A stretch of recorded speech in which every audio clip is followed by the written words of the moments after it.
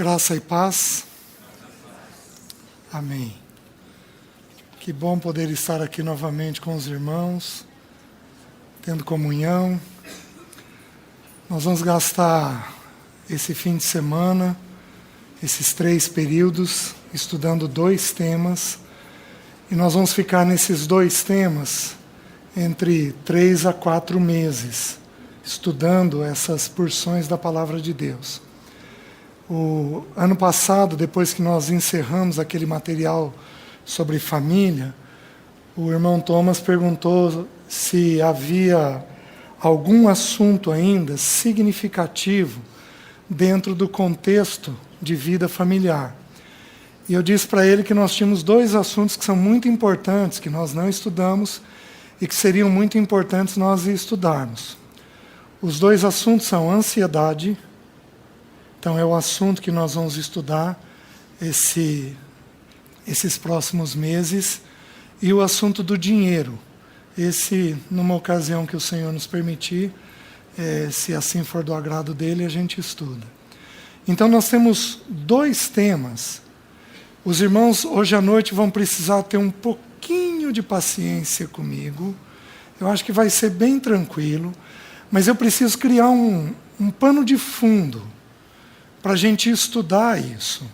Nós temos 2 temas que nas Escrituras eles são contrapostos, um resolve o outro, e são 2 temas que os textos associam, os textos ligam. Nós temos o assunto da ansiedade e o que contrapõe a ansiedade nas Escrituras é a paternidade.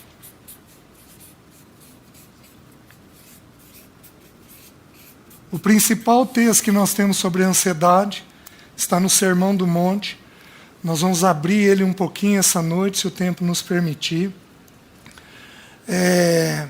Eu digo que vocês vão ter que ter um pouquinho de paciência, porque eu preciso definir o que é ansiedade com os irmãos. Todos nós sabemos, na prática. De 0 a 10, dá uma nota para a tua ansiedade. 0 é nada, você é o sujeito mais equilibrado do mundo, e 10 é muito ansioso. Dá uma nota para você. Vai lá. 9,5. Já falaram 12 aqui. Dá uma nota para você. Compartilha com a pessoa que está do seu lado aí. Se você conhece ou não, compartilha. Qual é a nota que você deu? Queridos, o assunto está no nosso meio muito mais do que a gente imagina. Mas muito mais do que a gente imagina. Alguém aqui deu uma nota abaixo de 5, levanta a mão. Certo? Tem aqui uma meia dúzia de pessoas. Entre 6 e 8, levanta a mão. Acima de 8, levanta a mão. Pois é. Esse é um assunto que envolve a gente muito mais do que a gente pensa. Ele está permeado no nosso dia a dia. Eu vou mostrar isso para os irmãos nas Escrituras, mas por enquanto eu vou chamar a atenção dos irmãos para o nosso dia a dia, para as coisas que acontecem no nosso dia a dia. Quantos já ouviram falar de uma coisa chamada hiperatividade em criança? Sabe o que é isso? É uma maneira pela qual a ansiedade aparece.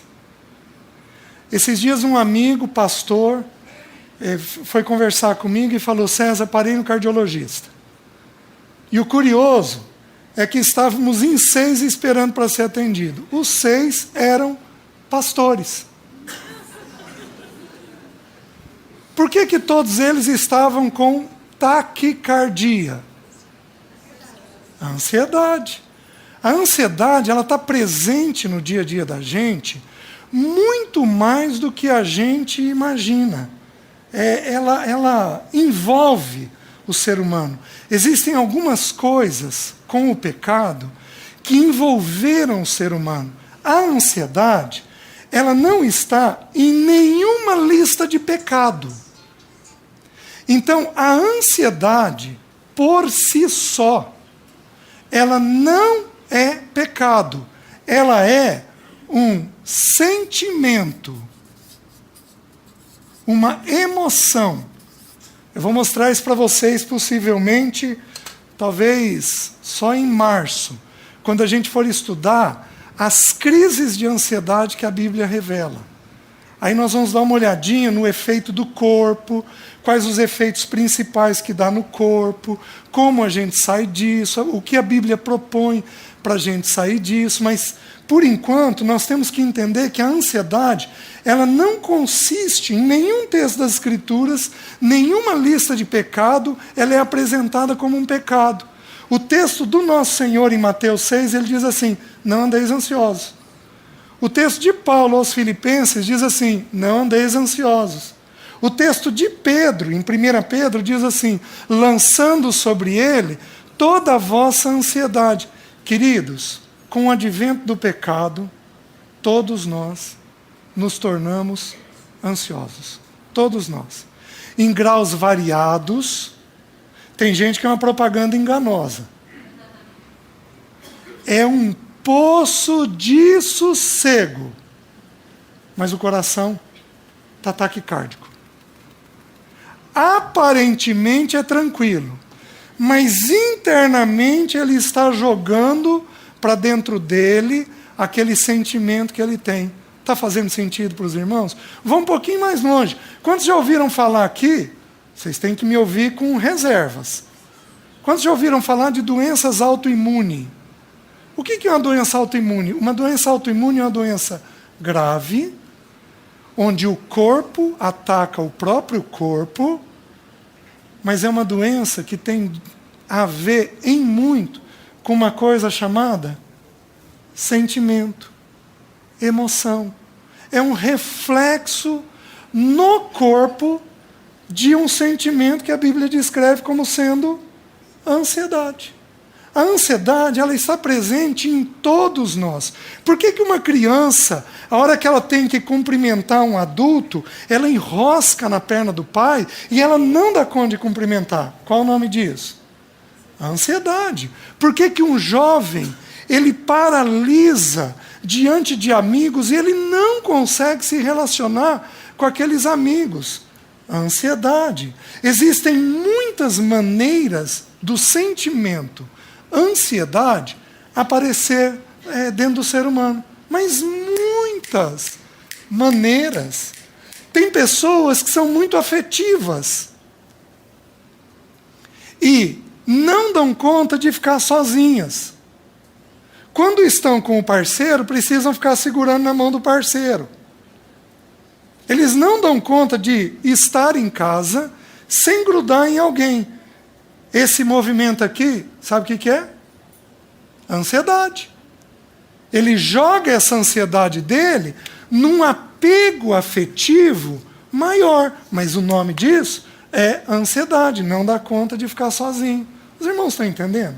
Só que a ansiedade mais clássica que a gente vê no dia a dia, que a gente vê as pessoas mencionarem, e que todos nós, muito possivelmente, dentro da nossa casa, nós já tivemos alguém assim, é uma coisa chamada crise de pânico. A pessoa, de repente, ela passa a ter um medo, uma fobia, uma apreensão monstruosa de uma determinada coisa. Vocês estão entendendo? Alguém aqui já teve crise de pânico? Levanta a mão. Olha lá. Alguém já teve na família crise de pânico? Levanta a mão. Olha quanta gente nós temos. Por quê? Porque a Bíblia, meus queridos, o Velho Testamento é impressionante. Não existe maior nem melhor contador de histórias do que Deus. Deus é um contador de histórias exímio. O Velho Testamento é só histórias. E as histórias que ele conta têm a finalidade de nós retirarmos dentro dela os princípios de vida. Então, quando Deus conta uma história e Ele não lança luz direta naquela história do que é, de como é para a gente interpretar, é porque Deus quer que a gente tire os princípios contados naquela história. A primeira, Adão foi criado. Em Gênesis 1, Adão e Eva. Em Gênesis 2, descreve a criação em separado, do homem e da mulher. Escreve ali especialmente a da mulher. Gênesis 3 tem a queda. Então Deus falou com Adão: Adão, tem 2 árvores aqui, o jardim inteiro para você desfrutar. Uma delas é a árvore da vida. Você come do que você quiser do jardim, menos de uma árvore.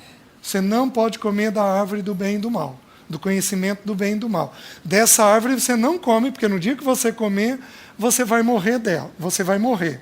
O que Adão fez? Adão comeu, e no momento que ele comeu, eu vou explicar aí a paternidade. No momento que ele comeu, ele perdeu a relação com o pai. Ele simplesmente perdeu a relação com o pai. Em Lucas, capítulo 3, quando Lucas faz a genealogia do nosso Senhor Jesus Cristo, no versículo 38, se não me engano, diz assim: Cainã, filho de Enos, Enos, filho de Sete, Sete, filho de Adão, este filho de Deus. Então, quando Deus criou Adão, Ele criou Adão com o expresso propósito de Adão se tornar filho dele. Adão era apenas criação. Quando ele comesse da árvore da vida, quem é a árvore da vida? Jesus. Ele é a própria vida. Eu sou o caminho, a verdade e a vida. Jesus era a árvore da vida. Quando ele comesse da árvore da vida, ele se tornaria filho de Deus, com uma relação toda diferenciada com o Pai. Mas, queridos, ele opta por comer a árvore do conhecimento do bem e do mal. Ele opta por entender as coisas. Ele opta por controlar as coisas. Quem aqui é controlador? Perguntinha difícil. Quem aqui é controlador? O controlador come da árvore do conhecimento do bem e do mal. Porque ele tem necessidade de controlar tudo aquilo que acontece. A informação tem uma finalidade dentro do ser humano. O ser humano tem necessidade de controlar as coisas que acontecem. Ele tem dificuldade de se lançar no Pai e criar dependência do Pai, onde o Pai toma ele pela mão e conduz ele onde o Pai quer. O ser humano não gosta disso. O ser humano, ele tem a necessidade de buscar informação para ele poder controlar as coisas que vão acontecer. Adão fez isso. E quando ele fez isso, ele tem um impacto imediato sobre a alma dele, porque ele perde o relacionamento que ele teria com o pai dele, com o Criador dele, é perdido com o pecado. E imediatamente ele tem mecanismos de fuga. Deixa eu ir fazendo uma lista com os irmãos de como que a ansiedade aparece em nós. Eu já volto em Adão. Hiperatividade,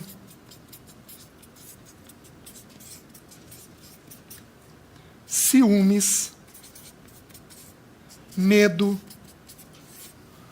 compulsão.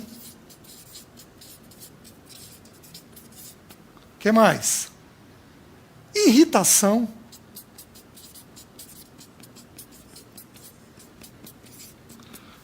Somatização. Soma no grego significa corpo. Nós vamos estudar um salmo num desses próximos dias só sobre somatização, sobre como o corpo reage quando nós estamos ansiosos. Somatização.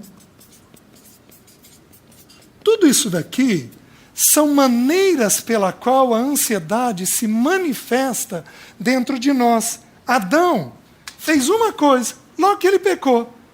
Adão desenvolveu uma compulsão. Sabe o que ele fez antes de ter medo? Ele fugiu. Ele fugiu 2 vezes, numa mesma coisa. Ele fugiu se escondendo, cozendo folha de figueira, e ele escondeu a nudez. Vocês estão entendendo? Então, como o pecado apareceu em forma de nudez, ele deu um jeito de esconder a nudez. Aí vamos mais. Mentira. Isso é pecado. Só que a mentira, em geral, é um sintoma de ansiedade. A ansiedade é um sentimento que, se eu não cuidar, me leva ao pecado. Os irmãos estão entendendo? Adão, ele primeiro cose folha de figueira e ele esconde a nudez dele e de Eva. E a sensação é a seguinte: ele olha para ele e ele não vê a nudez. Ele escondeu dele mesmo. Ele olha para Eva e ele não vê a nudez. Escondeu a nudez e Eva olha para ele e não vê a nudez dele. E ele acha que Deus não está vendo a nudez dos dois. Então, ele esconde dele, do outro e de Deus. Ele acha que está escondendo. Só que logo depois dele cozer folha de figueira, ele se esconde uma segunda vez. Ele se esconde onde? Num arbusto. Então ele começa a fazer um movimento de repetição. Um movimento que a gente chama de compulsão. Está tudo na Bíblia, meus queridos. Vocês querem ver? Você senta para comer. O sujeito, repetição. Ele está ansioso?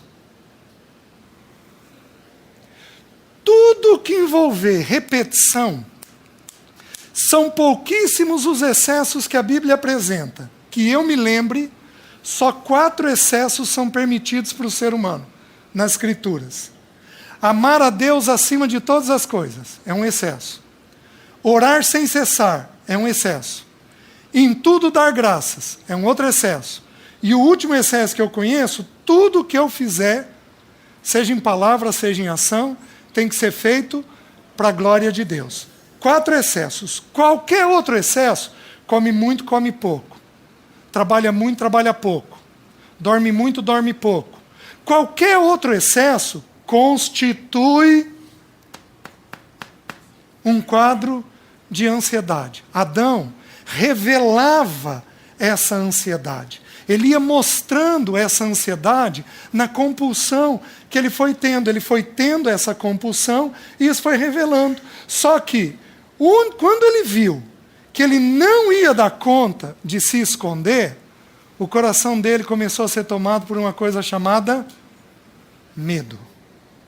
Queridos, não existe ser humano nesta terra que não tenha medo. Não existe. Todos nós somos filhos de Adão. De uma ou de outra forma, todos nós teremos medo. Quando nós estudarmos Elias, nós vamos estudar crise de pânico na vida de Elias. Qual é o maior medo que o ser humano tem? A morte. Hebreus diz do pavor da morte. É uma expressão usada apenas para a morte. O pavor que a morte gera dentro de nós. O pavor de perder um filho, de perder um marido, de perder um ente querido, de perder alguém da igreja. É o maior de todos os medos. Adão foi tomado por um sentimento. O sentimento de medo. Tudo isso quer dizer o quê? Eu estou dizendo para os irmãos, através disso, que o nosso pai, Adão, ele era ansioso. E ele era ansioso porque ele não teve um bom relacionamento com o seu pai. Aí, sem medo de errar, se eu fosse pegar os notas 12 e 13 aqui da ansiedade, e eu fosse investigar, de alguma maneira, essas pessoas ansiosas não tiveram um bom relacionamento com os seus pais. Queridos, agora eu preciso dar uma parada. E eu vou falar um pouquinho sobre Deixa eu encerrar sobre a ansiedade. O que é a ansiedade, então? Se eu for responder do ponto de vista bíblico, a ansiedade é um sentimento de apreensão quando eu enxergo a vida fora da paternidade de Deus. Se eu for olhar do ponto de vista psicológico, a definição de ansiedade é um sentimento de apreensão, onde eu tenho uma certeza de que uma tragédia vai acontecer, e eu sou imediatamente tomado por reações físicas diante dessa certeza que eu tenho. Vocês estão entendendo? Isso é ansiedade, do ponto de vista psicológico. Mas do ponto de vista bíblico, é ver uma coisa com os meus olhos. E não ver aquela mesma coisa com os olhos de Deus. Vou pegar o Thomas. O Thomas é sossegado, tranquilo, descansado no Senhor. Mas o Thomas vai ter 1, 2 ou 3 áreas na vida dele em que o coração dele é tomado por ansiedade. Por mais que ele tenha uma boa visão do Senhor, existem algumas coisas na formação do Thomas, lá de trás, onde a mente dele aprendeu a enxergar a vida com os olhos dele, e não com os olhos de Deus. Toda vez que você olhar uma situação da vida com os seus olhos e não com os olhos de Deus, você está sendo ansioso. Está dando para compreender? Os irmãos estão conseguindo entender o que significa a ansiedade? Então, a ansiedade, ela deriva de não termos a mente de Deus na vida. Porque quando eu tenho a mente de Deus, o meu coração é tomado por descanso. Nós vamos estudar o texto de Filipenses, mas o texto de Filipenses diz uma coisa curiosa, diz assim: não andeis ansiosos de coisa alguma, em tudo, porém, sejam conhecidas diante de Deus as vossas petições, pela oração e pela súplica, com ações de graça. E aí diz assim, e a paz de Deus... A situação mudou? Não. Porque é uma paz que excede... A pessoa olha a situação e a situação não mudou. Mas os olhos dela, ao enxergarem a situação, mudaram. Então o problema não está daqui para fora. O problema está daqui para dentro. É a maneira pela qual nós olhamos a situação, vemos a situação. Quando nós vemos a situação com a bendita mão de Deus, o nosso coração é tomado em profundo descanso. Os irmãos estão entendendo? Vamos avançar um pouquinho. Abram, por favor, em Efésios, capítulo 3, versículo 14. Por esta causa, me ponho de joelhos diante do Pai, de quem toma o nome toda a família, tanto no céu como sobre a terra, para que, segundo a riqueza da sua glória, vos conceda que sejais fortalecidos com poder, mediante o seu Espírito, no homem interior. Queridos, deixe parar aqui.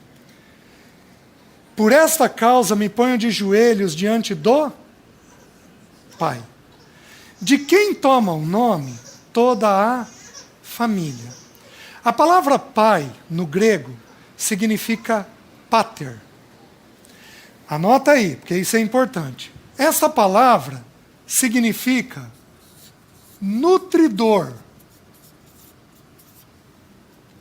sustentador,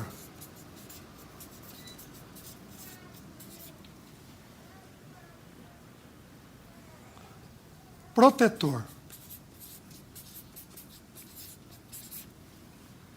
É papel de quem nutrir, sustentar e proteger do... E a mãe? E aí o versículo diz uma coisa curiosa. Ele diz assim, de quem toma o nome toda a família na terra e no céu. Então, a palavra família, no grego, ela significa pátria, que é um derivado da palavra pater. Então, entendam o que eu vou dizer. Tudo que existe de família nesta terra, queridos, uma cidade é uma família. Às vezes um bairro, uma rua é uma família. A família, ela tem muitas formas de ser vista. Um homem e uma mulher são uma família. Um homem, uma mulher e os filhos são família. O homem, a mulher, os filhos e os seus progenitores são uma família. A igreja é uma família. Uma nação pode ser uma família. Vocês estão entendendo? Todas as vezes que nós temos um grupo de pessoas reunidos com um bem comum, isso só é sustentado por uma imagem. A imagem do Pai. Quando tem uma crise no nosso país, o presidente tem que se levantar de uma forma meio imediata e dar uma palavra à nação. Uma palavra de orientação. Está fazendo o papel do quê? De um pai. Aí toda a nação falou tal coisa.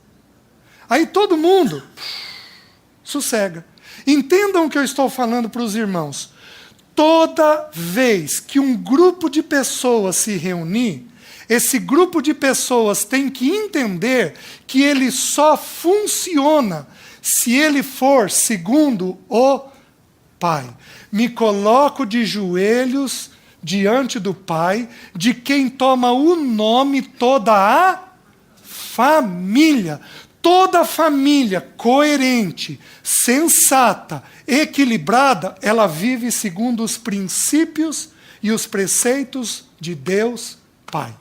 O Pai é o sustentador, é aquele que organiza, é aquele que estabelece o limite. Possivelmente amanhã nós vamos ver vários versículos sobre a função de um pai, como que o pai age segundo as coisas. Mas hoje é importante que a gente entenda a definição. O pai, não a mãe. O pai, não a mãe. Queridos, nós nunca vivemos, nunca. Sempre houve tempos negros na história, mas nós nunca vivemos, talvez devido à informação, um tempo de tanta ansiedade como nós vivemos hoje. Sabe por quê? Porque falta nas nossas casas, nas nossas igrejas, falta homem. Falta gente que assuma o papel de pai. Exista homem que seja o nutridor, o sustentador, o protetor, que o Pai Celeste nos ensina a ser. A mãe, aqui está o filho. Quem é o primeiro elemento que protege o filho na casa? A mãe. Quem é o segundo elemento que protege? Por proximidade, o erro da mãe fica mais grave que o erro do pai. Porque a mãe é mais próxima. Vou dar um exemplo absurdo e exagerado. Um pai molesta uma filha. De quem essa filha se ressente? Porque qual é a pergunta dela? Onde estava minha mãe? Só que prestem atenção no que eu vou dizer. Não tem estrago semelhante de um homem omisso. Ele compromete a imagem de Deus num lar. Porque o homem representa a imagem do Pai nas Escrituras. Vou dar um texto apenas para os irmãos mostrando isso. Quando Deus, em Gênesis 3, redefine os papéis, nós estudamos isso ano passado. Ele vira para Eva e diz assim: Eva, você vai vai dar à luz em meio a dores, o teu desejo será para o teu marido e ele te governará. Tudo que Deus falou para a mulher está ligado a gente. O filho e o marido. A vontade dela está ligada a um outro. Então eu pergunto para os irmãos, qual é o principal papel de uma mulher num lar? Gente. É o principal papel de uma mulher no lar. Mas, para Adão, Deus virou para Adão e falou assim: Adão, no meio de cardos e abrolhos, e no suor do rosto, você vai prover, você vai buscar, você vai alimentar a sua casa. O principal papel de um homem dentro de casa, provedor. Agora, o homem não provê dinheiro apenas. O homem provê dinheiro, o homem provê a palavra, o homem provê a oração, o homem deveria prover a conversa, o homem deve prover limite, o homem deve prover tempo. Pode, agora dá, agora não dá. O homem deveria prover estas coisas dentro de casa, porque o homem, ele representa a figura de Deus Pai. Meus queridos, por que os locais de reunião em Londrina, em Maringá, a nossa juventude transviou? Por falta de pai. Vocês sabiam que é o pai quem tira o filho do mundo e não a mãe? Vou mostrar um texto bíblico para os irmãos amanhã. É o pai quem tem o papel de arraigar o filho da relação com o mundo, não é a mãe. Então toda família, por esta causa, me ponho de joelhos diante do Pai, de quem toma o nome toda a família que existe nessa terra. Não existe família coesa, não existe família tranquila, fora de uma ansiedade grave, se os homens não assumirem o seu papel e eles trouxerem a expressão de Deus dentro do seu lar. Porque um lar tem que tomar o nome do pai. A pátria tem que tomar o nome do pater. Os irmãos estão conseguindo entender o que eu estou dizendo? As duas coisas estão diretamente relacionadas. Intimamente relacionadas. Distanciou o pai, a ansiedade entra. Entrou o pai, a ansiedade desaparece. Tem uma coisa curiosa. Muitas vezes eu sou perguntado por pessoas a respeito de crise de medo em criança. Vocês já devem ter ouvido de crianças com crise de pânico. Elas não conseguem ir para a escola. Vão, choram na escola, tem que buscar, os pais buscam, a mãe busca uma vez, duas vezes, três vezes, aí não resolve, aí a mãe fica sentada lá na escola, do lado de fora da sala, para ver se relaxa a criança, aí a mãe fica um pouquinho mais distante. Vocês já devem ter ouvido histórias desse tipo. Queridos, a gente tem uma regrinha básica. Quando uma criança começa com isso, a criança, quando não está bem, ela manifesta em 2 lugares. Especialmente a criança de 6 a 12. Ela manifesta em 2 lugares. Ou ela borra a cuequinha, ela passa a não ter controle do xixi, do cocô, enurese, ecoprese, ou ela manifesta isso na escola. Teve uma situação uma vez que eu virei para ouvir o casal, o menino numa agonia monstruosa. Aí eu pedi uma coisa, falei para o pai: vamos fazer uma coisa? Vocês não vão fazer nada nas 2 próximas semanas, nenhuma atividade à noite.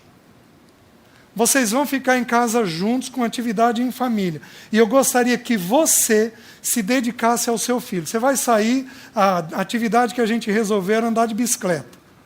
Queridos, em 2 semanas, ele não tinha mais crise. Porque quem que protege o filho é o pai. Não é a mãe. É a figura do pai que faz esse movimento. Mas tudo isso tem texto. Quando a gente for estudar sobre medo, nós vamos abrir esses textos e dar uma olhadinha neles. Vamos um pouquinho mais longe. Abram em Mateus capítulo 6. O Senhor, no capítulo 5, começa o Sermão do Monte. Aí no capítulo 6, ele começa a lançar luz sobre vários assuntos. Mas um dos assuntos que ele vai lançar luz é o assunto da ansiedade.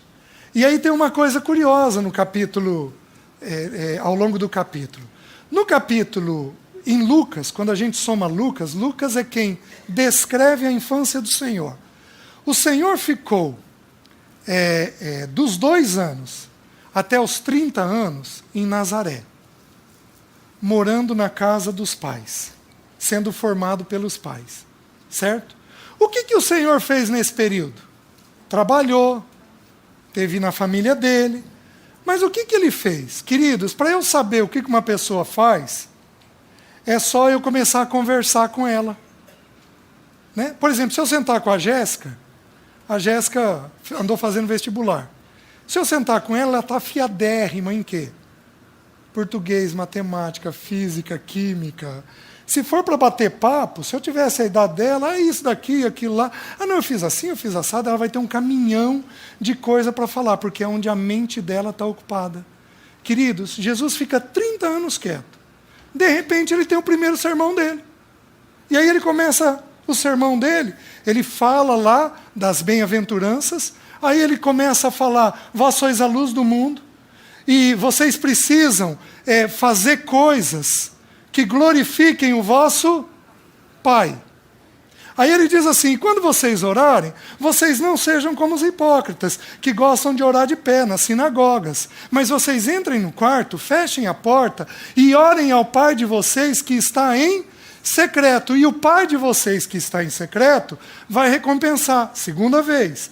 3ª vez. E vocês, quando jejuarem, vocês jejuem de que maneira? Lavem o rosto, não deixem ninguém saber, porque o Pai de você que está vendo em secreto vai te recompensar. E quando você ofertar, faz com que a direita não saiba o que a esquerda está fazendo. E o seu Pai que te vê em secreto vai te recompensar. Queridos, o Senhor traz um caminhão de assunto sobre a paternidade.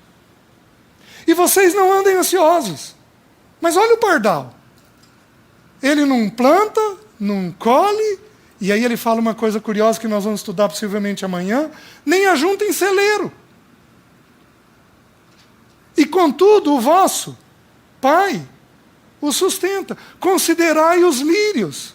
Quem que veste ele daquele jeito? É o Pai Celeste. E vocês ouviram o que foi dito. Amarás o teu próximo e detestarás o teu inimigo. Eu, porém, vos digo, amai os vossos inimigos e orai pelos que vos perseguem. Porque isso vai trazer a glória do vosso Pai. Pois o vosso Pai faz o sol vir sobre bons e maus. Faz a chuva vir sobre justos e injustos. Meus queridos, o Senhor abre a boca depois dos 30 anos e a boca dele está cheia do quê? Do Pai. O que ele fez naqueles 30 anos? Aprendeu sobre o Pai. Quieto. Aprendendo sobre o Pai. Quando ele é questionado aos 12 anos, nós estudamos isso ano passado. Maria chega para ele, meu filho, que ele ficou lá em Jerusalém, eu e teu pai aflito estamos à tua procura. Ele vira e diz o quê? Vocês não sabiam que me convinha estar na casa de meu pai?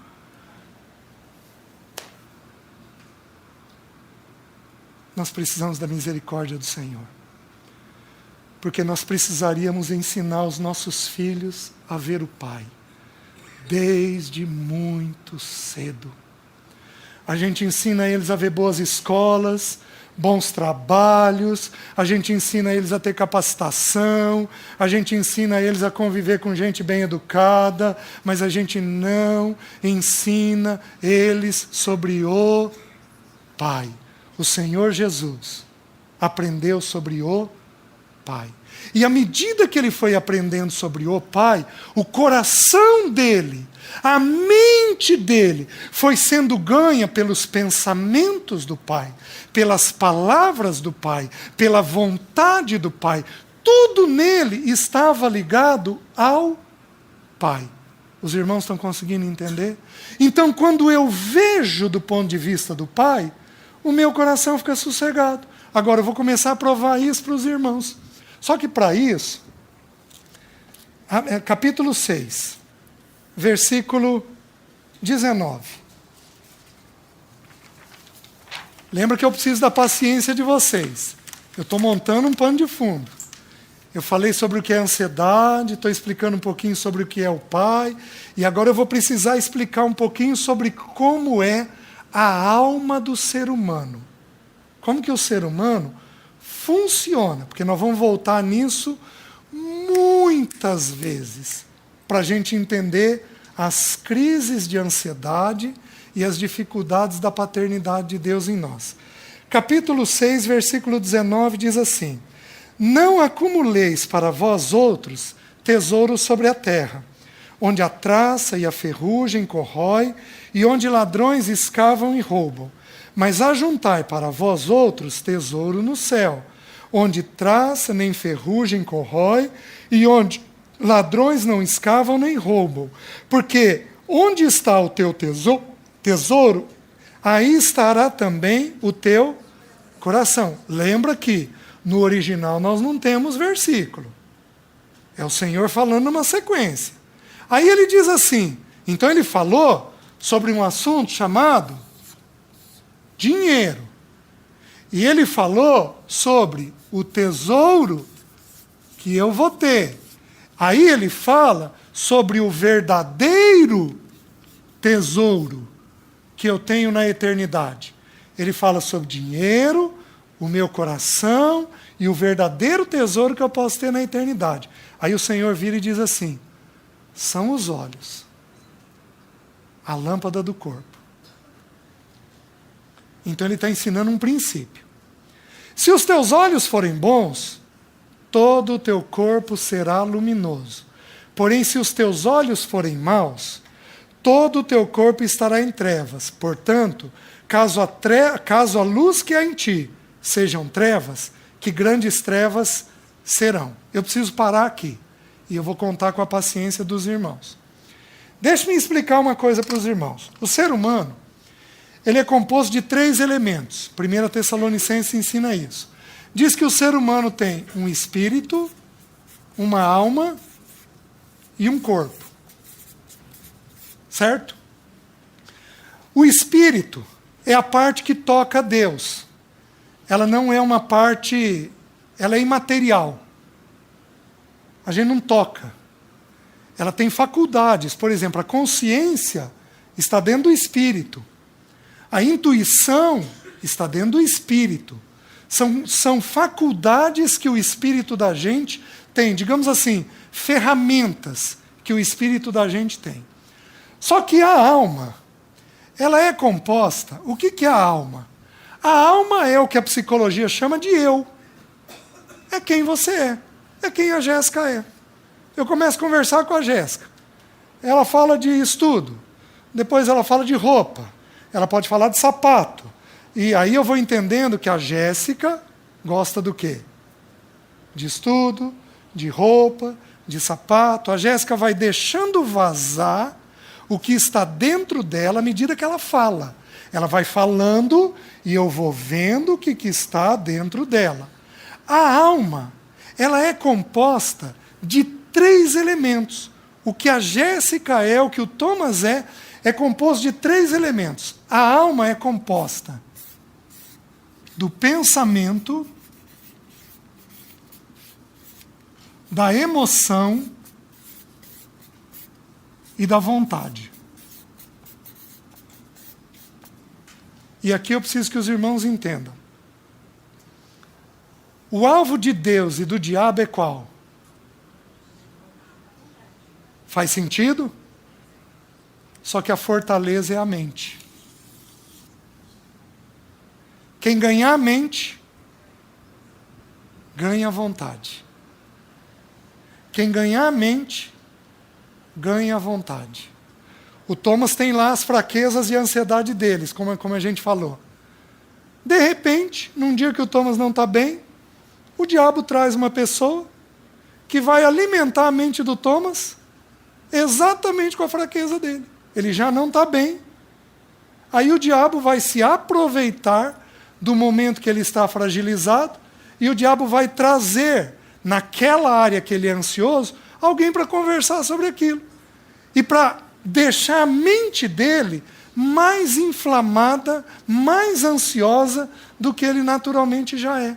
Então, o que ganha a vontade de um ser humano é o pensamento. Meus queridos, eu vou só citar os versículos, não abram. Romanos 12:2 diz assim: e não vos conformeis com este século, mas transformai-vos pela... De que jeito que a minha vontade é mudada? Pela renovação da minha. E aí ele diz assim: para que experimenteis qual seja a boa, perfeita e agradável vontade de Deus. Toca na emoção. Primeiro vem o quê? O pensamento. O pensamento é que determina a minha vontade. Por que Jesus fazia toda a vontade do Pai? Porque o tempo todo ele pensava em quem? No Pai. Era o Pai. O Pai o tempo todo. Meu Pai, meu Pai, meu Pai, meu Pai, meu Pai, meu Pai, meu Pai, meu Pai. O tempo todo, o Pai, o Pai, o Pai e o Pai.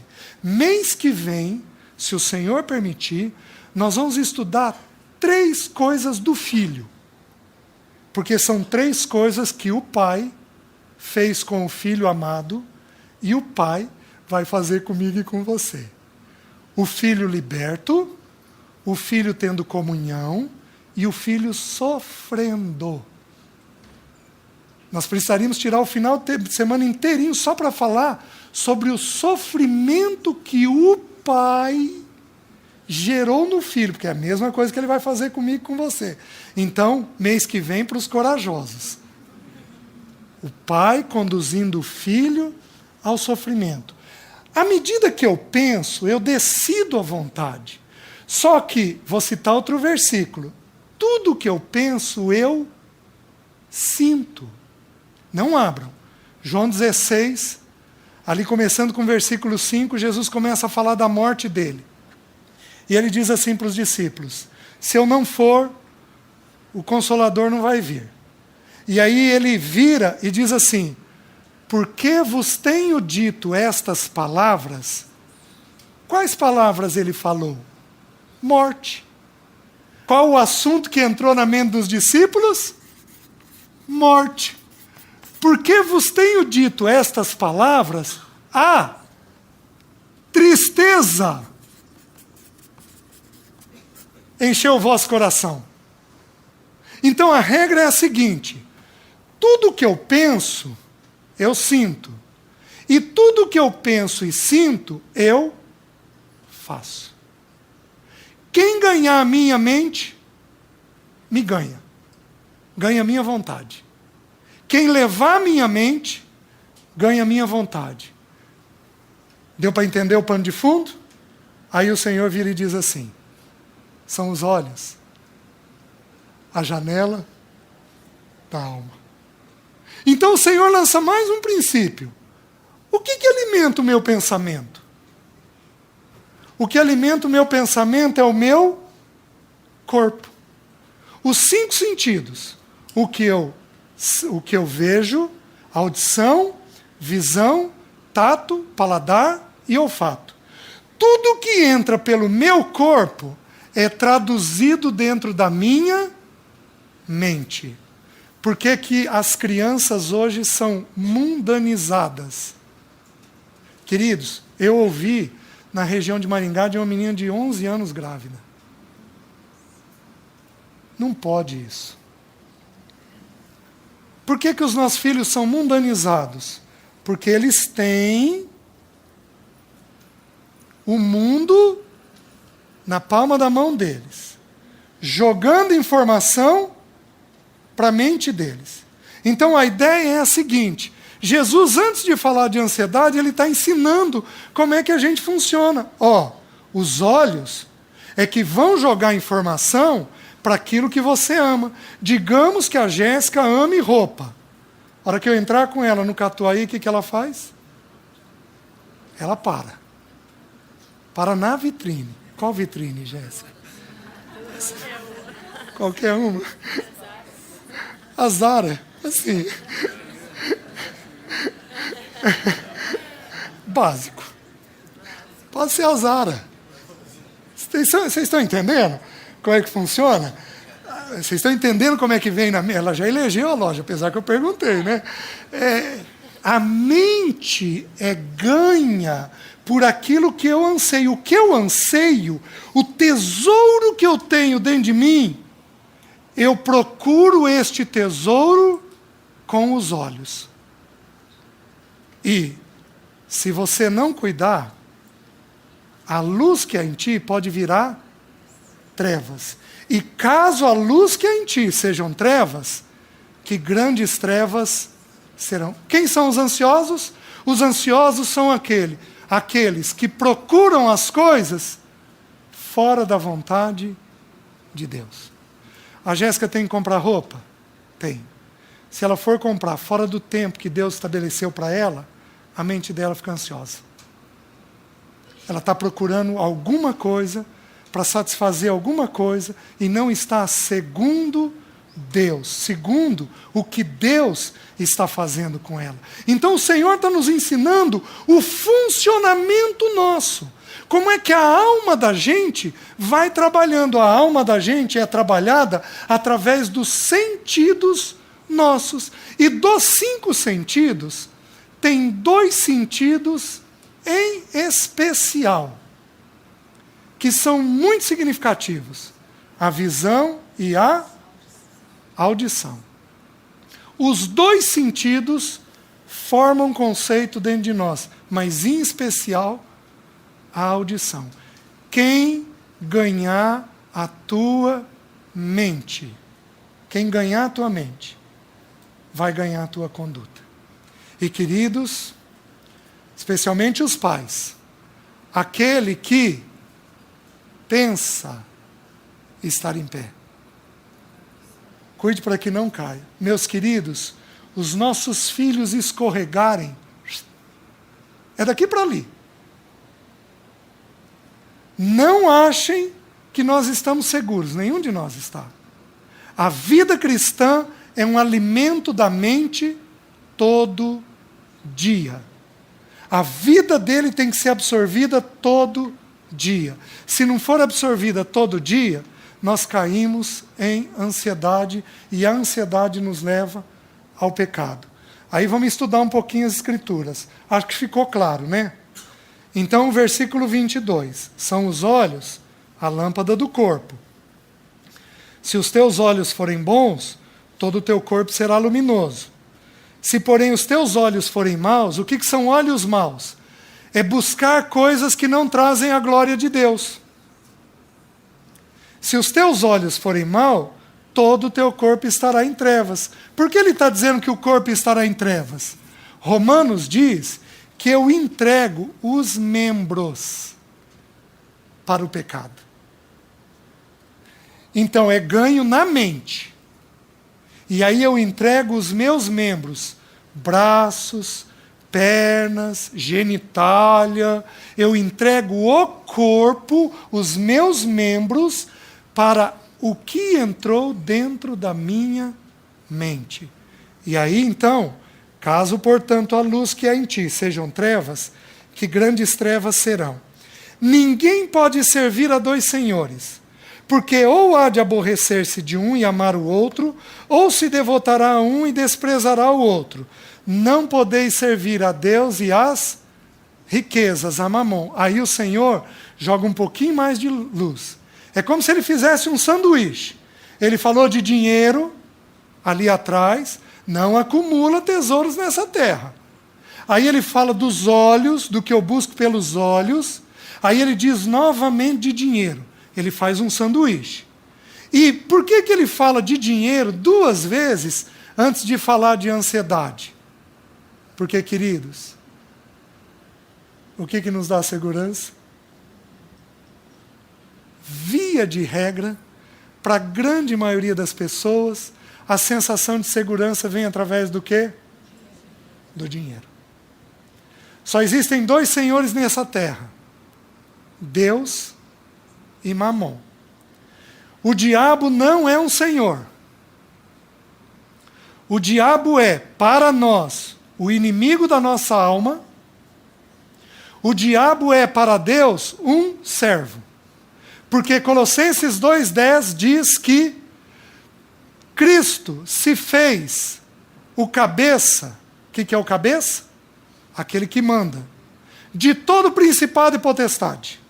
O diabo não pode tentar o Thomas sem a permissão do Senhor. O Senhor tem que dar a permissão. Porque Cristo é o cabeça de todo principado e potestade. Lá em Gênesis, voltando a Gênesis, o texto lá diz que o descendente da mulher teria o calcanhar ferido. Onde que Cristo teve o calcanhar ferido? Na cruz. Mas ele pisaria a cabeça da serpente. A cruz, louvado seja o nome do Senhor, tirou o poder de mando do diabo. O diabo não pode tocar um de nós sem a permissão do Senhor. Mas, meus queridos, a gente se preocupa tanto com ele, às vezes, e esquece que tem um outro Senhor. Esquece que tem um Senhor que pode seduzir o nosso coração, envolver o nosso coração. Um Senhor chamado dinheiro. Vocês estão conseguindo entender? Dinheiro é um assunto complicado. Muito complicado. Eu tenho uma pesquisa que eu não fui atrás para ver se constitui verdade ou não. Deixa eu pegar o número. Para eu não falar uma bobagem, deixa eu pegar o número dessa pesquisa. Só um instante. Um material que eu estudei, ele diz o seguinte: existem na Bíblia 205 versículos sobre fé. 208 versículos sobre salvação. E existe 2085 versículos sobre dinheiro. 2085. Meus queridos, isso constituindo a verdade, 1/4 das escrituras quase é sobre dinheiro. Por quê? Porque dinheiro é um Senhor. Então Jesus começa a dizer, o coração de vocês não é para ser ganho pelo dinheiro. Porque o dinheiro vai deixar vocês apenas mais ansiosos. Eclesiastes diz que quem multiplica dinheiro, multiplica preocupação. É tanto IPTU para pagar agora, né? Ele multiplica carro, ele tem IPVA agora. Quem multiplica dinheiro, multiplica preocupação. Então o Senhor, ele constrói a base para nós entendermos como é o assunto da ansiedade. Versículo 25. Por isso vos digo, não andeis ansiosos pela vossa vida, quanto ao que haveis de comer e beber, nem pelo vosso corpo, quanto ao que haveis de vestir. Não é a vida mais do que o alimento e o corpo mais do que as vestes? Observai. Olha a expressão que ele usou. Observai. Queridos, através do que eu observo? Ele está trazendo os olhos de novo. Aprende a colocar os olhos no que você precisa colocar. Eu vou dar um pequeno testemunho. Eu tive um bom relacionamento com meu pai. E o meu pai veio para a cidade onde ele viveu a vida toda, muito novo, com 17 anos de idade. Meu pai era um farmacêutico. Meu pai tinha o quarto ano primário, e o meu pai era farmacêutico daquela época de manipular a poção, de fazer o remédio ainda. Pegar lá as flores, os frutos, os pós, e ele próprio manipular a poção. Só que meu pai era um homem muito inteligente. Meu pai leu toda a obra de Dostoiévski, tendo 4º ano primário. Ele tinha muitos livros, e ele conversava muito com a gente. Então, o meu pai viu muita doença. E o meu pai trouxe os doentes para a cidade grande. E eu, quietinho, tímido, acompanhava meu pai. E desde cedo eu fui vendo uma coisa chamada doença grave. A minha mente foi sendo trabalhada. O meu pai, como ele passou muita necessidade na infância, ele tinha medo de não ter.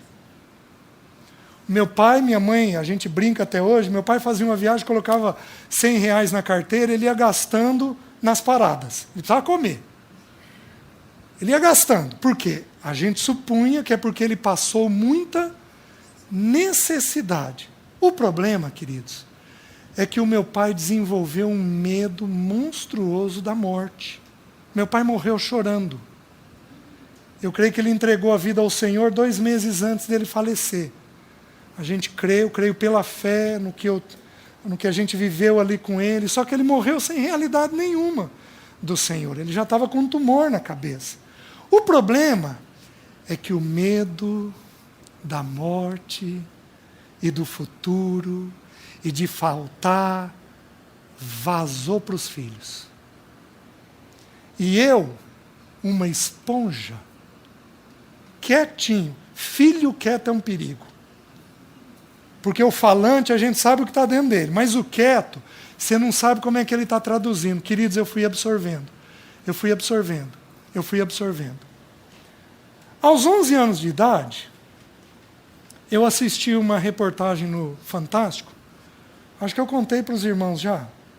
Eu assisti uma reportagem no Fantástico de um cantor, ou ator, eu não me lembro, que foi enterrado vivo.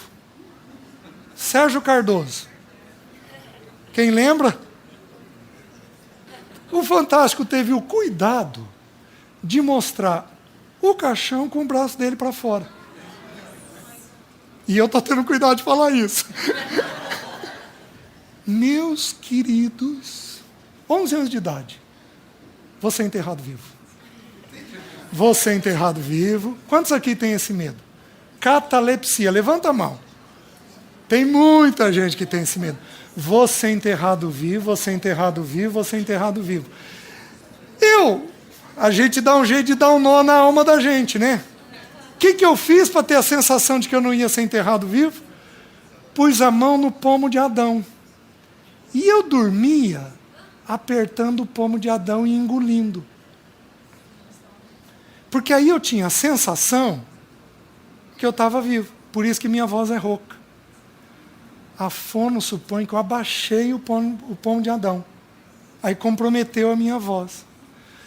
Até os 14 anos, 3 anos, toda noite, quietinho. Aos 15 anos me converti. Aos 23 anos tive uma crise de ansiedade. Qual o primeiro medo? Eu era presbítero, já saía pregando, casado há quase 2 anos com a Alessi. Meus queridos, eu entrei numa crise. Você é enterrado vivo, você é enterrado vivo. Alessi, por favor, Alessi. E meus queridos, no medo a gente supõe que a coisa vai acontecer. Mas no pânico a gente tem certeza que ela está acontecendo. Então, eu vivia. E aí, deixa eu voltar aos 11 anos. O Fantástico fez um teatro de um sujeito com catalepsia. Catalepsia é essa doença onde abaixa tantas funções que ela não é diagnosticada. Hoje eles já têm protocolo para resolver isso daí.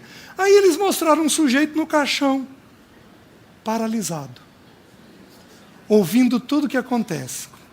Meus queridos, 11 anos de idade. Aos 23, o que veio para fora? Eu, enterrado, vivo. Do mesmo jeitinho que o cara estava no caixão. Meus queridos, foram 4 anos o Senhor me trabalhando. Mas esse não foi o único medo. Porque logo depois disso, eu tive 6 medos nessa crise. Vou ser enterrado vivo. Vou perder tudo financeiramente. Não vou dar conta de sustentar a minha casa. Vou ter um tumor na cabeça. Eu sabia o local do tumor, onde a mente da gente vai. Vou enlouquecer e vou me matar. Tudo isso foram histórias que eu vivi na minha infância. O que o Senhor tem que fazer comigo aos 23 anos? Ele precisa permitir que eu tenha uma crise para eu limpar a minha mente. Cada medo, Ele foi trabalhando. Um por um, Ele foi trabalhando. Meus queridos, eu sou devedor ao Senhor. Mas o instrumento que Ele usou foi a crise. Por isso, Ele levará os ansiosos aqui a uma crise. Bendita crise, santa crise, que tem a finalidade de limpar a nossa mente, de tirar os conceitos antigos, velhos, complicados, às vezes malignos, que estão dentro da nossa mente, e desarraigar aqueles pensamentos que estão fortalecidos dentro da nossa mente. Alguns deles saem com a simples leitura da palavra. Outros deles, nós teremos que ler a palavra, e ler a palavra, e ler a palavra, e ler a palavra, e orar, e jejuar, e conversar com irmãos, e buscar ao Senhor, até que o Senhor, num dia, num minuto, Ele vem e toca. Eu fiquei agonizando com esse pensamento da morte por uns 3 anos. Aí o Senhor, eu lia muito a palavra. Aí eu estava na leitura de Lamentações de Jeremias. E se vocês se lembrarem, Jeremias, quando o povo enjoava de Jeremias, colocava ele dentro de uma cisterna. Um poço de água. Aí Lamentações. Queridos, imagina aquele poço no final do dia. Imagina a escuridão chegando. Imagina a bicharada caindo no poço.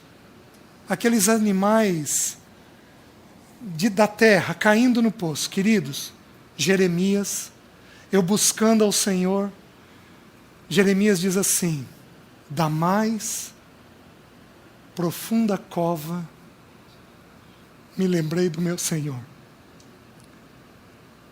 Aí um sujeito ansioso, um crente altamente ansioso, da mais profunda cova, a Bíblia é impressionante, ela é precisa, da mais profunda cova me lembrei do meu Senhor. Aí o Senhor falou comigo, Ele disse assim: César, eu sou seu Deus nessa terra, eu cuido, protejo e amparo você.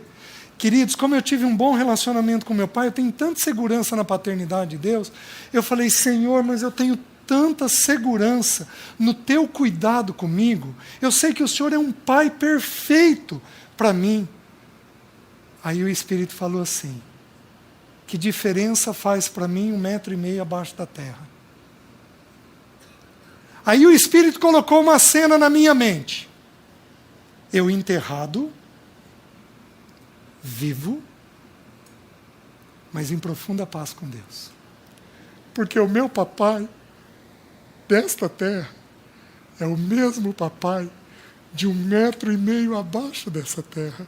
Eu estaria cuidado e guardado por eles. Queridos, 1 minuto, a minha mente foi tocada. Nunca mais tive essa ansiedade. Nunca. Eu perdi a conta de quantos irmãos eu já ajudei com este medo específico, contando o meu testemunho. Isso não é um testemunho só de catalepsia, isso é um testemunho da visitação de Deus nas nossas ansiedades. Ele simplesmente vem e nos toca no tempo dele, da forma dele, no momento dele. Ele vem e toca em nós, nos libertando completamente das angústias que nós temos nessa vida. Amém? Só que não há milagre onde não há dor. O papai nos conduz a uma santa e bendita dor, a um santo e bendito sofrimento, a um lugar. Sabe o que significa a palavra angústia? Jesus, quando começou a orar, com os discípulos, ele falou: a minha alma está angustiada até a morte, ficai aqui comigo e vigiai. Sabe o que significa a palavra angústia no grego? Significa estreiteza de lugar. Meus queridos, muitos de nós aqui, neste ano de 2015, seremos levados a uma estreiteza de lugar, a um aperto, onde nós não temos mais recurso, nós não sabemos como sair daquela situação, mas aleluia, porque o nosso papai é quem nos conduz a essa estreiteza de lugar, para então poder nos libertar das coisas que estão dentro de nós. Amém? Vamos curvar nossas cabeças, vamos orar.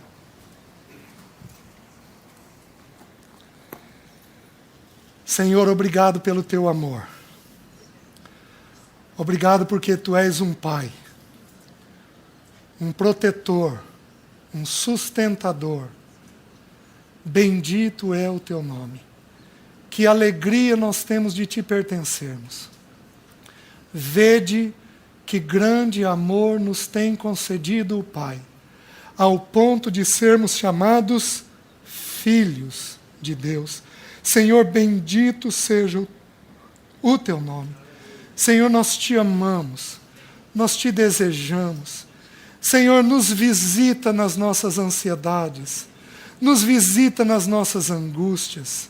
Não permita que nós sejamos tomados por pensamentos indevidos, mas nos visita, nos mostrando o bendito Pai que o Senhor é, para que o teu nome seja glorificado nas nossas vidas. Em nome de Jesus nós oramos. Amém. Amém, meus irmãos.